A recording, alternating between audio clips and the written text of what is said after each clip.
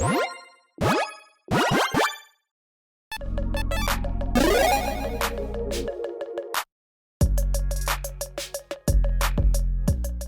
everyone, Mitch coming in for the Command Scores Studio. Welcome to the show. Day 3 of Mom spoiler season is here. March the Machine spoilers.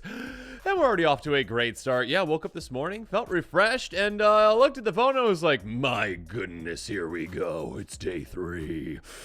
And what a beast we have to start off with, because in the right corner, we've got Vorinclex. Not sure why I started off that way, but I did. Anyways, Vorinclex is back. Story spoiler really quick. Maybe for the last time? Yeah. A 6/6 Phyrexian Praetor with Trample and Reach. There we go. Good start today.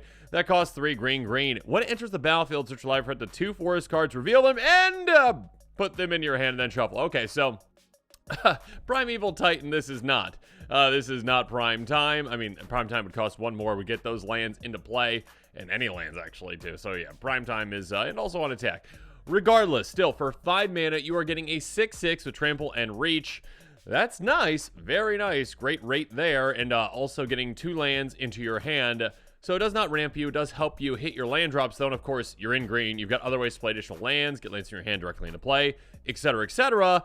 And with those lands that you're going to be getting into play, well, there's an activated ability. Let's read that. Pay 6 green, exile Vorinclex, and return to the battlefield, transform under its owner's control.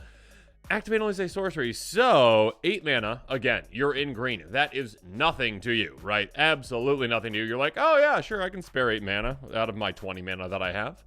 Anyways, so when you flip Vorinclex, this is where the card really gets good, and this is what, if I was building a deck around this commander, I would be focusing on. The front side is nice. Sure, you can use and abuse that ETB if you really want to go get more and more forests into your hand. Yay! But on the backside, though, this is where the real spice is.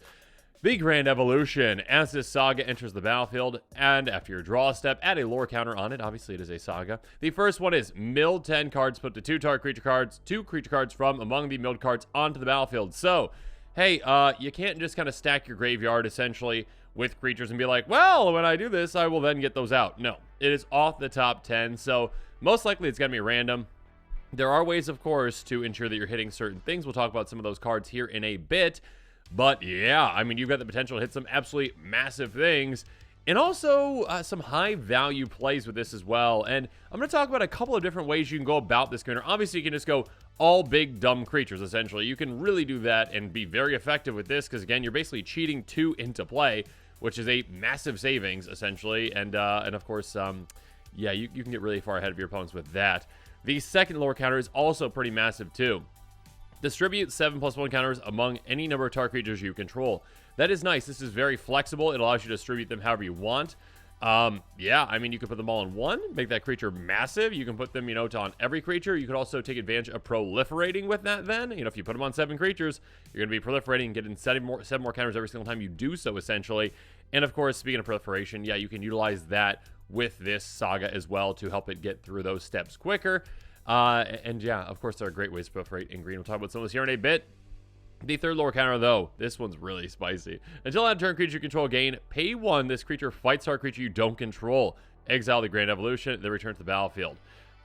Yeah, that is spicy. I love that. Essentially, hey, let's just have a brawl, Let's just have everyone just fighting. All of our creatures fighting left and right.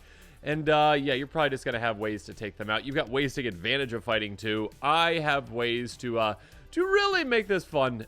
This is going to be absolutely great. There are certain creatures out there that you're like, yeah, being able to give this ability to fight on a creature, I wouldn't say is broken, but is pretty game-ending and is pretty fun. So, yeah, we'll talk about some of those here in a bit.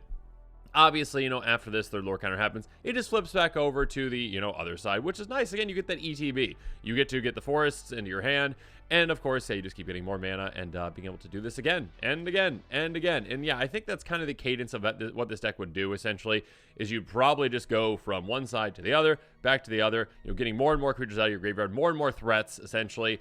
You got to be careful, obviously, because you can technically probably mill yourself with this kind of a deck. If you do this like 5-6 times or whatever, yeah, you could mill yourself. Your opponents probably are taken out by then.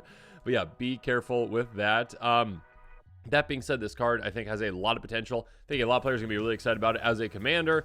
Yeah, if you're going Phyrexian Tribal, this is another one to add to it. Regardless, as a commander, I'm going to bring you through some budget buys, cards that are less than $1, cards within my budget to consider for this commander, and some pricier picks, cards that are outside of my budget, but yeah, might be within yours. And yeah, with all that said, hey, in the description below, there's a card list link. There we go. That's got all the cards I'm talking about in this episode. When new exciting commanders like this one are spoiled, sometimes cards that work well with it tend to go up in price sooner rather than later. So make sure you're considering picking up some of those cards. Now, with all that said, let's jump into the budget buys. And to start things off, well, we've got yet another Phyrexian, although technically it's not like labeled as a Phyrexian, but it's been errated to be a Phyrexian. So yeah, check the Oracle text on these. Brutalizer Exarch. Gross. A 3/3 Phyrexian Cleric that costs 5 and a green. When enters the battlefield, choose 1. Search your library for a creature card, reveal it, shuffle your library, put that card on top of it, or put target non-creature permanent on the bottom of its owner's library. So this, I mean, just a 3/3 for 6 mana is not all that great, obviously. The play, though, is, hey, once you get enough mana, or maybe you've got another way to kind of set yourself up for that, you can set yourself up for that activation for Vorinclex in a couple of different ways. Like Munvali Beast Tracker is another one that I was going to consider as well putting in this episode. But yeah, basically ways to ensure that you are getting a certain creature on top of your library can be incredibly impactful with this. And with this being an ETB, there are ways to use and abuse it. And of course, it is flexible, so you can get rid of something else as well. I mean, putting a non-land permanent at the bottom of someone's library, they're not getting that back. So yeah, definitely something to consider is setting up the top of your library. And we'll talk about an even more efficient way of doing that later. Next up, now, 2. Brainstone. An artifact for 1. Pay 2, tap, sacrifice it, draw 3 cards, and put 2 cards from your hand on top of your library in any order. So, hey, you're not in blue, so you don't have Brainstorm, but you got Brainstone, which is kind of like the same thing, more expensive to utilize. Obviously, it is on an artifact, though. But yeah, again, if you've got 2 absolutely monstrous creatures in your hand, you just have to be like, okay, I'll pay 2, do this, and then, yeah, flip my commander, and then there you go. So you're basically setting yourself up to get those cards off the top of your library. Again, 2 massive creatures in your hand or whatever, just giant creatures. You're like, oh, mill 10. Oh, look what I hit. Those creatures I put on top. So yeah, Brainstone can be a great card. Again, any ways to manipulate the top of your library.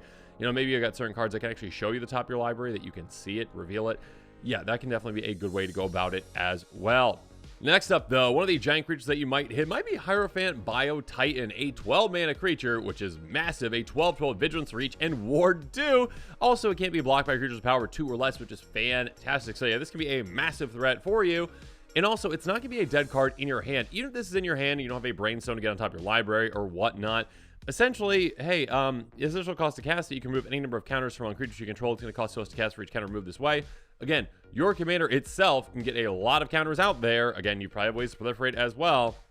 So you can actually just utilize those counters and end up just casting this for just 2 mana, essentially. Again, a 12/12 that's hard to block. That is Vigilance and Reach Ward 2 for just 2 mana. That is pretty fantastic. Or again, if you hit off the top of your library and get it into play with your commander, also fantastic. Just free value. Well, I mean, it's not free technically. You're paying for that, but you're getting additional value. You know what I mean. Next up, hey, this one is very low to the ground, very fantastic, and don't be disappointed if you hit this one off the top, because this is incredible, actually, with this commander.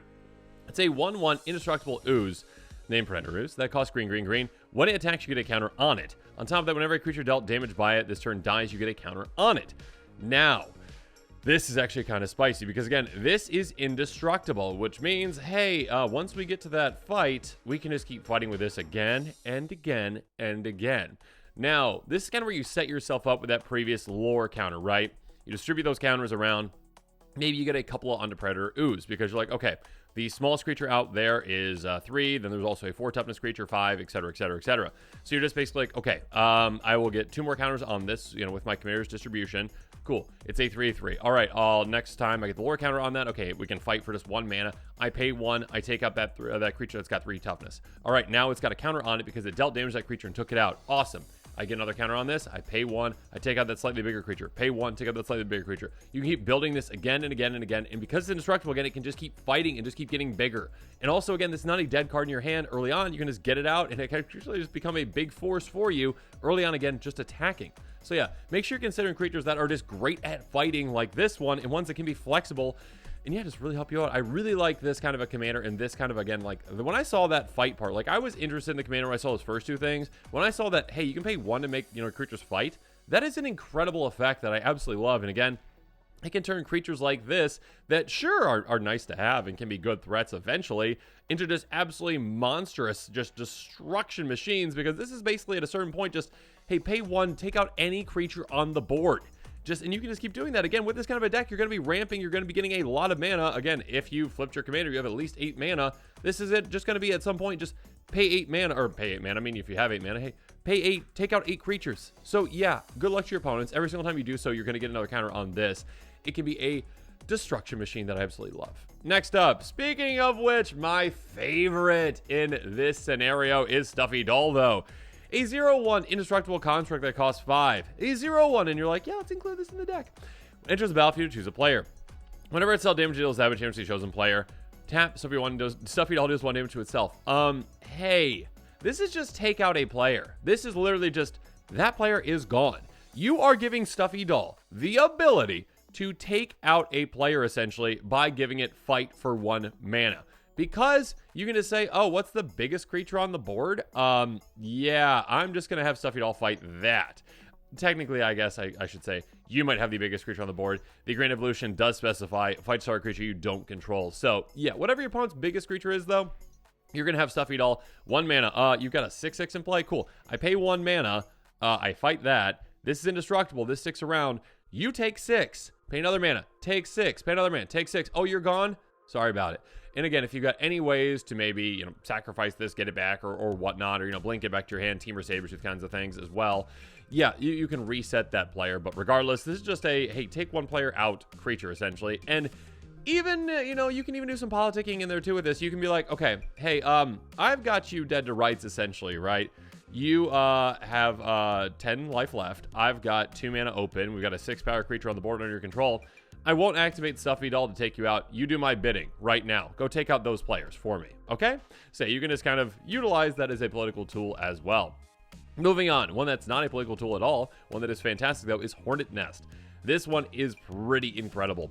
A 0/2 defender, whenever it's dealt damage, create that many 1/1 great insect creature tokens with flying and death touch. So, first up, this is one of those that you probably want to get a good amount of counters actually on this, when you're doing your distribution with your, Commander Saga side. Essentially, you want to get a good amount of counters on this so it has a decent amount of toughness so it can survive. Regardless, you're like, okay, that opponent's creature has, a good amount of power. Cool, let's fight it. Cool, awesome, take it out. And also, this gets dealt a good amount of damage. Make like 6 hornets, essentially. I mean, insects, but even other hornets, essentially. So yeah, with flying and death touch, which those, again, I mean, next time you get your Saga out, and then it flips and it gets the lore counter 3, death touch creatures are great with, fighting effects, obviously, because you're like, pay 1 mana, my tiny little 1/1, flying death touch fights your giant creature that doesn't have indestructible. Goodbye. Yeah, you just basically then paying 1 mana, take any creature out. So yeah, this basically can build you an army as well. And yeah, just become a giant threat that, is going to fight a lot of things. So yeah, just a great way to build an army that is also quite threatening. Moving on, Urban Daggertooth. Yeah, other kinds of enrage effects you want to definitely take advantage of as well. This one is quite interesting.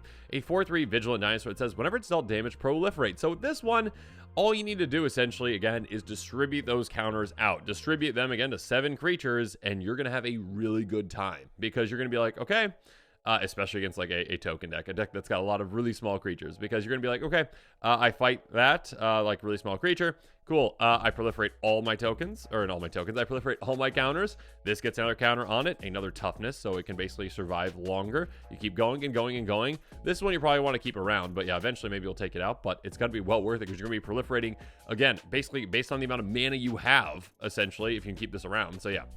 This is a fantastic card to consider. Again, one that kind of encourages you to, yeah, go wide with your counters, get a ton of counters on everything you have, and yeah, do some really spicy things. Again, yeah, this also going to be a great way to kind of like get through your Saga a bit quicker as well. Like if you send this into combat, opponent blocks, you're like, yep, okay, trigger, proliferate, get a counter on my Saga as well, and all my creatures. So good luck to your opponents once you get it set up properly. Next up, this one's just funny. I need to bring this one up. Cacophodon.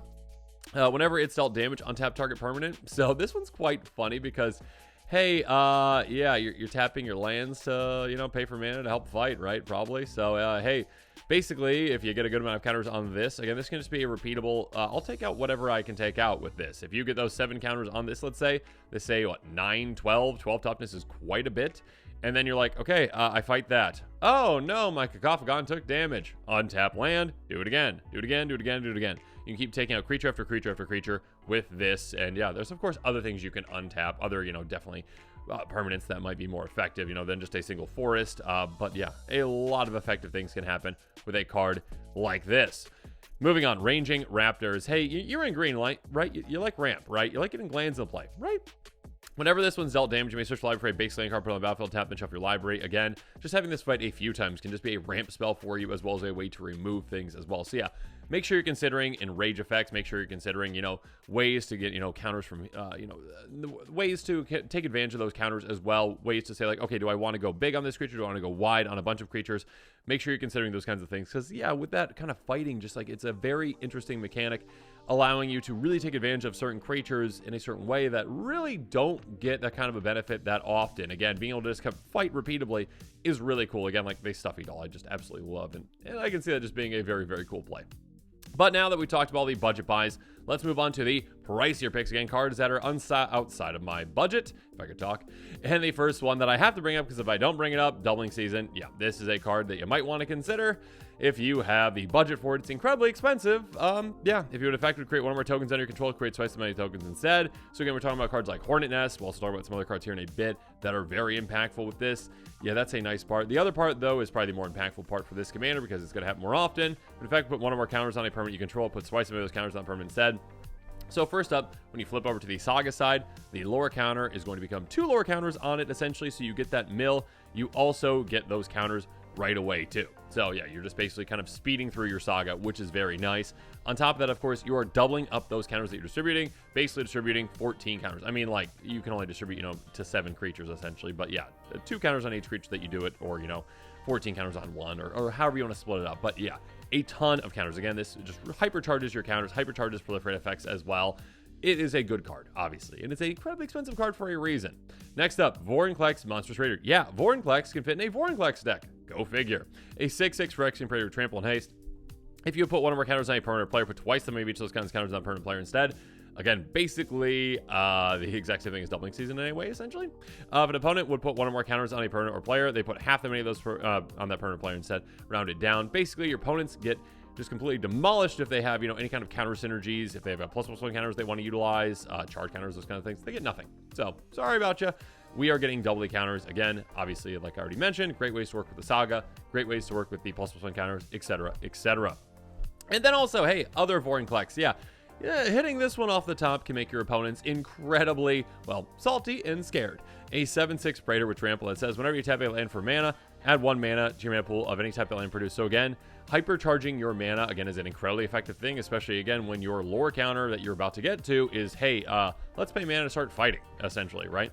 And whenever an opponent taps a land for mana, that land doesn't untap during the next untap step. So you are going to be decimating their armies. So their armies are going to be gone. They are going to want to try to rebuild. But they cannot, because if they do try to utilize their mana, well, they don't get to untap their lands. So basically, you are doubling up your mana, you are halving the effectiveness of your opponent's mana, and they're going to be in big trouble. And this is the kind of card you might want to ask your playgroup if they're okay with before you put in your deck. Because, yeah, when you hit this off the top, they might be pretty upset with you. Moving on, Void Winter. They also might be upset with this one, too, though. Yeah, there's a lot of disgusting things that you can hit off the top of your library and get into play. Basically, not for free. Again, you're paying for the initial, transform, but still.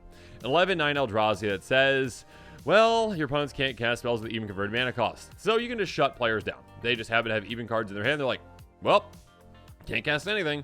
Also, your opponents can't block with creatures with even converted mana cost. So this is kind of funny, again, because basically you're like, okay, so those are the even creatures out there. I'm trying to finish players off right now. Okay, I get to the fight effect. And let's take all the creatures that have odd converted mana cost. What an interesting proposition. And then they can't block, and then they lose. So yeah, Void Winter is a disgusting card that you can basically cheat into play with this commander. There's a lot of them, though, and one that loves fighting is Apex Altasaur. A 10/10 for 9 mana, enters the battlefield and fights up to a 1-target creature you don't control. So already on the ETB, you are getting that fight going.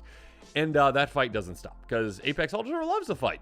Whenever it's dealt damage, it fights up to 1-target creature you don't control. So essentially, it fights. It gets hit. It's like, rawr, I'm upset. It fights. It gets hit. Rawr, I'm upset. This is basically a green board wipe when it comes to creatures, and again, you're getting that on the ETB when it comes into play. Here's a hint. don't have it fight so much that it takes itself out to start, because again, it's up to one target creature. You don't have to pick one. So basically, take out a couple creatures, then you get your second lore counter, right? You're like, okay, I'll get some counters on this. Maybe even all 7. Cool. It's a 17/17. It can fight even more. Then it goes to the third lore counter. You're like, pay 1 mana, fight that one creature. Apex Ultra gets hit. I'm angry. Fight again. And you're just basically paying 1 mana to take out all of your opponent's creatures. Well, up to, like 17 damage essentially. But yeah, you can do a lot with a card like this. Apex Ultra is a great heavy hitter. And yeah, again, Enrage. Make sure you're considering Enrage cards with this commander. Fight is a fantastic mechanic for that. Speaking of which, Polyraptor, oh my goodness, this is absurd. Yeah, I really wish this card would ever be budget, because there's so many cool things that you can do with it, but it's never going to be. A 5/5 dinosaur with Enrage. When it's dealt damage, create a token's copy of Polyraptor. So basically, oh my goodness, like the potential for this card with this commander is just absurd. Again, you get to that last lore counter and you're like, pay 1, fight your creature that is, doesn't have, 5 or more power essentially. Take that creature out. Oh, my Polyraptor got hit. Okay, make a token copy of it. Do another one. You can make a Polyraptor army, basically just pay 1 mana, make a 5/5 that takes out an opponent's creature, or pay 1 mana, take out an opponent's creature with your 5/5, make another 5/5. You know what I mean. This can get absolutely absurd. Just be a fantastic play of this commander. And again, just hitting this off the top must just feel so good. You're like, oh, cool, Polyraptor. Your opponent's like, oh, no. Yeah, you're going to be able to take your opponents out in absolutely no time once you're set up properly with this kind of a commander and the crazy cool things that you can do with it. Next up, Ripjaw Raptor. The final Enrage card I think that I'm going to be bringing up. A 4/5 dinosaur that has Enrage. Whenever it's dealt damage, draw a card. Yeah, just now you're basically like, okay, pay 1 mana, draw a card. Again, this is one of those that you might want to stack up a good amount of counters on. You can get it down early. Obviously, you'd actually, hitting off the top is still nice, but you can get it down early. And then once your commander flips and you get the second lore counter, you're like, okay, yeah, I'll put like 7 on there. Cool. Okay, this is an 11/12. And then next turn, you're like, oh, okay, cool. Yeah, let's pay 1, fight that, pay 1, fight that, pay 1, fight that. Take out a bunch of things and also draw a bunch of cards. So this card can just be fantastic with this kind of a commander. Speaking of fantastic, Worldly Tutor. Yeah, this is a great way to set yourself up. There's actually, I think Sylvan Tutor is another one. That one's really expensive too, though.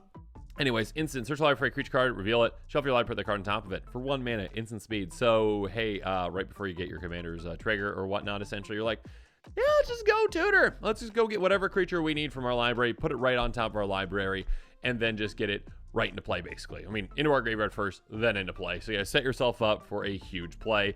There's a lot of gross, awesome things that you can go get. Have fun with that. Go get your stuffy doll, take out a player, have fun. So yeah, there's a lot of really cool things that you can do. A lot of great ways to tutor for a lot of great creatures.